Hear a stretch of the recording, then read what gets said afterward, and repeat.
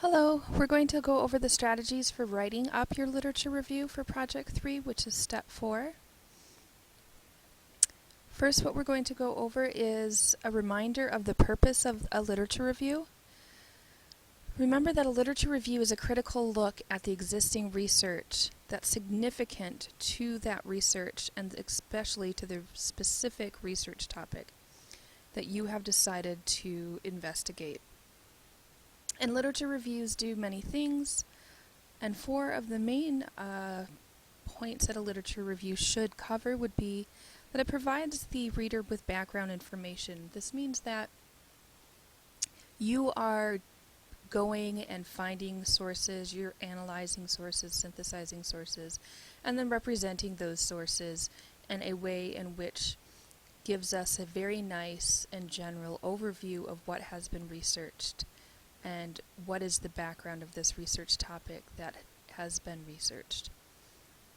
Literature reviews are also created to establish an importance of this research topic. Remember, we always talk about, for research, you must always tell us not only what that the research is about, which would be the background information, but why that research is so important. And that literature review should show the reader through uses of multiple sources together that many people find this topic important to research. It's also used to show the reader that you have a familiarity with this topic and that you are quote-unquote an expert on this topic. And it's also used to carve out a space for either further research, for answering some type of problem, suggesting some type of intervention, as we discussed. All right. And characteristics of effective literature reviews. In your literature review that you write up, you should be outlining important research trends. That means that if you're giving us background on research that's been conducted on this topic, there should be some certain types of trends, approaches, beliefs, methods that have been developed and researched throughout the years or consistently throughout the years. Literature reviews also do an analysis of sources, so they don't just say this is what Smith, Jones, and Thomas argues, but rather they also tell us if their arguments are strong or if they're weak. Literature reviews, as should all research, identify the potential gap in the knowledge and the research that has been conducted regarding that topic. Again, remember the purpose of research, even the purpose of this literature review, which is developing kind of your foundation for why this research is so important, should always have some type of gap, problem, argument, intervention that one should be trying to attend to. This is not just some dumping of information and moving on.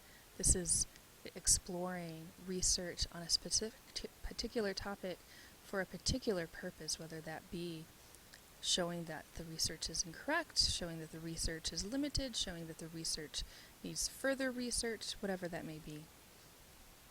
And therefore, by doing so, you establish the need for not only this research topic, but for your own particular way of looking at research and that research project.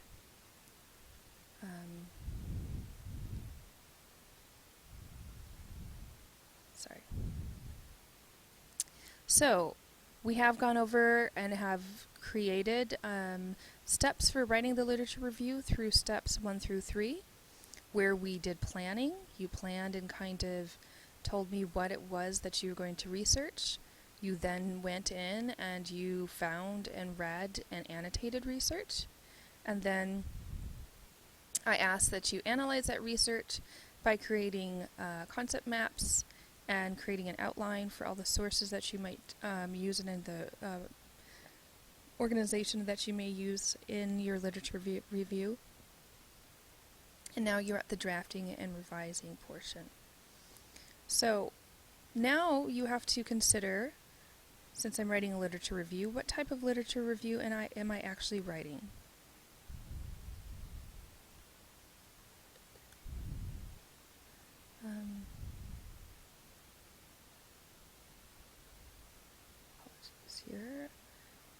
My computer's being a little wonky today.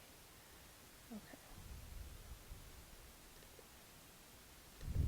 Alright, so you first have to consider the focus of your literature review, and of course this focus should be predicated on the feedback that I've given you and also predicated on the narrowed research topic you've decided. But what is the specific thesis, the particular problem or question that my literature review hopes to not only define but also intervene with?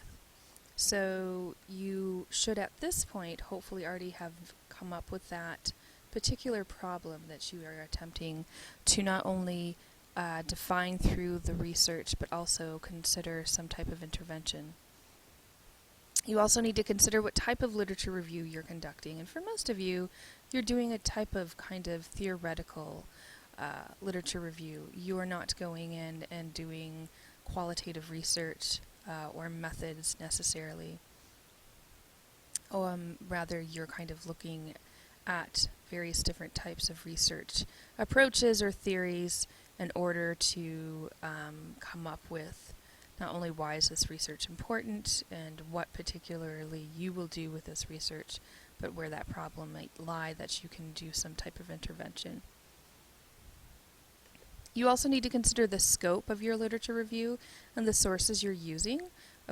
Again, while this may not seem like a short research project, it is a very short research project, and so the scope of your research, the intervention that you're attempting to develop is going to be much shorter, much more minimal than it would be for somebody who's writing an article for an academic journal, and those are the articles that you've been looking at, and of course they can talk about a lot of different topics because their scope of their research is much larger than what is needed for 3010.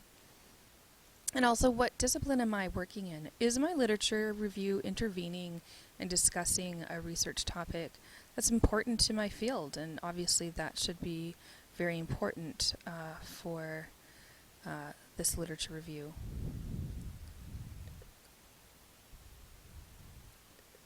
Alright, so I'm not going to go over the reading and researching portion where I discussed and we have discussed how to find sources and how to synthesize them or summarize them. What I will go over is where you analyze sources, because this is what you have to do now that you're about to write up your literature review. So, one important point that you really should consider is that literature review is never just a list of studies.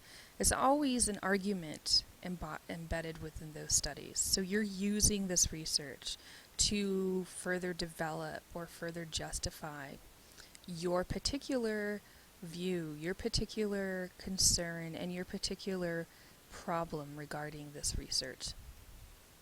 And so, of course, analysis should occur on two levels. One, on the individual source or sources that you're using. So you might go in and say, well, Jones's research on genetic testing in correlation to HR negative genes is interesting and certainly useful for our understanding of how genetic plays a role in cancer. It's limited in that its study is from 97, and looking at a very small demographics of individuals, right? Or you could do it as a body of research, which you should also do once you've kind of introduced us to the main sources. You should say in general, research on genetic testing regarding HR negative breast cancer genes still is limited in that while we have the capability of conducting this type of testing, the testing itself is rarely done. Why is that, right? So there's where you're doing kind of your analysis and your kind of intervention of the sources. So there's 4 analyses tasks that occur within a literature review. And again, remember, really, the literature review is this analysis. How am I analyzing, comparing and contrasting, and using those sources to develop my argument, my intervention? So you need to summarize the sources very briefly, especially for this project, which should probably be at most a paragraph. Embedded in that summarize should be some type of synthesis where you connect that source to other sources that are saying similar things. Remember, I said that literature reviews use multiple sources together. And then you may critique or compare, contrast those sources, depending on how it is that you're trying to develop your particular research topic and problem.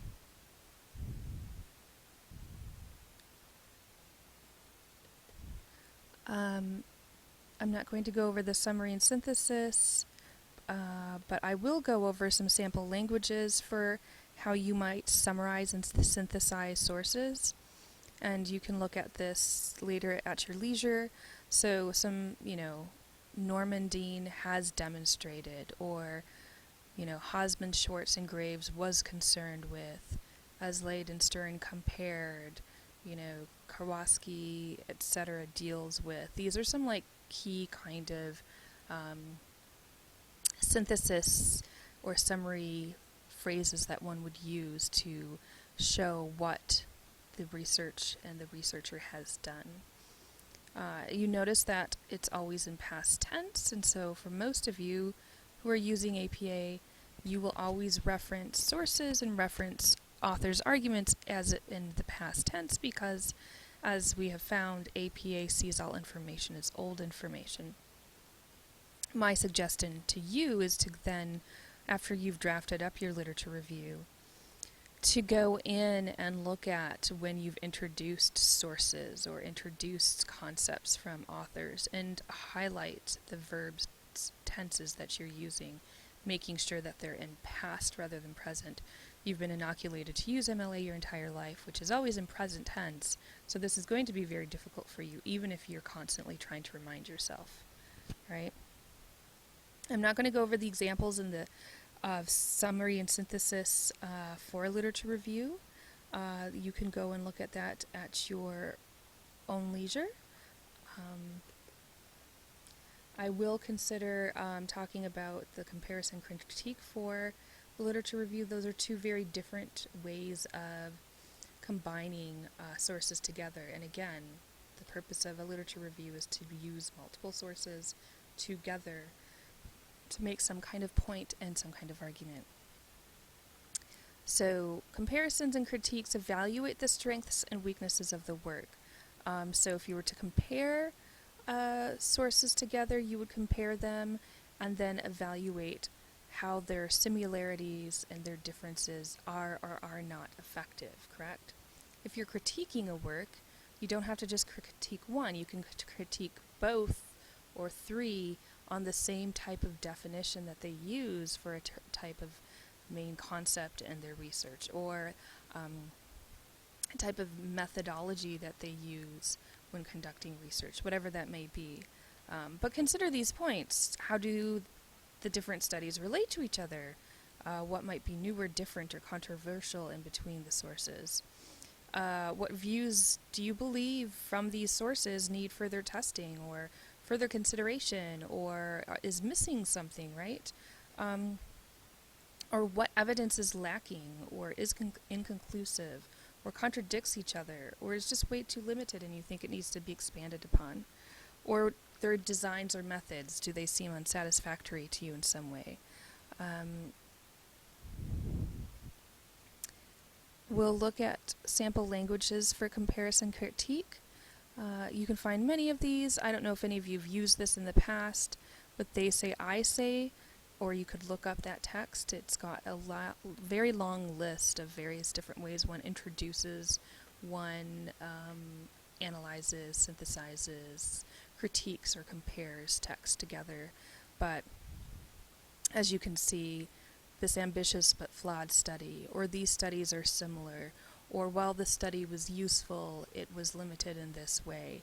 These are ways in which you do these types of comparison and critiques, and use these types of very active verb phrases to do so.